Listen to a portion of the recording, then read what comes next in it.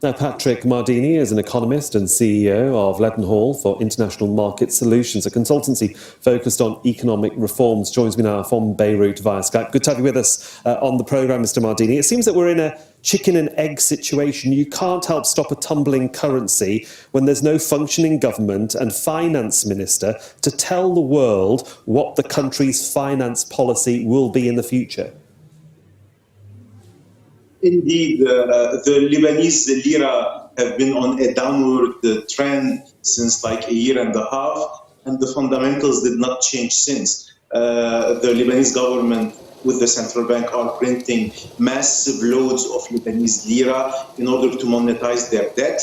They are unable to pay back their debt, except for printing more money to give back to banks. And it resulted in a continuous devaluation of the Lebanese lira. And we need to reform this mechanism, right? We need to stop printing lira.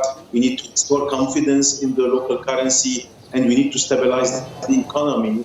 And those things need an active government. Unfortunately, we don't see any positive evolution in that direction. So both the bad economic and the bad news contribute to this devaluation. Yeah, sorry to interrupt. If we put that to one side, experts and analysts continue to talk to us about Lebanon being bailed out. Is that the only answer? I mean, bailing out a country doesn't mean that you're going to actually attract inward investment.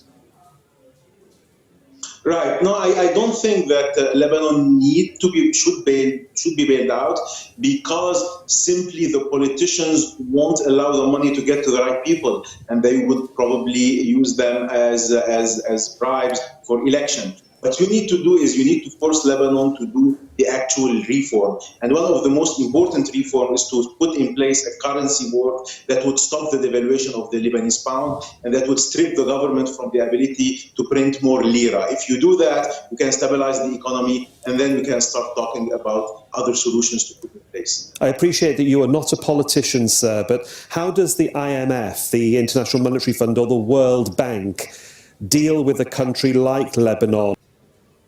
Absolutely. The international community has been always saying that they are willing to help Lebanon, but Lebanon needs to form a government, and this government needs to start doing specific reforms, right? And those reforms would start by shrinking the size of government expenditure, so that you would print less money, and so that you would get things on track. Unfortunately, the Lebanese authorities have failed to form a government. How would you do reform without government? Now, there have been some ideas of having the parliament adopt those reforms. Like you can have a vote from the parliament stating that you would put in place a currency board, that you do this, that you do that. But this is not really a solution. You need a functioning government that undertakes those reforms in cooperation with the IMF, the World Bank, and the international community. And the Lebanese politicians don't seem to be interested in this solution so far. We shall see what happens. Patrick Mardini, thanks so much for joining us from Beirut. Thank you.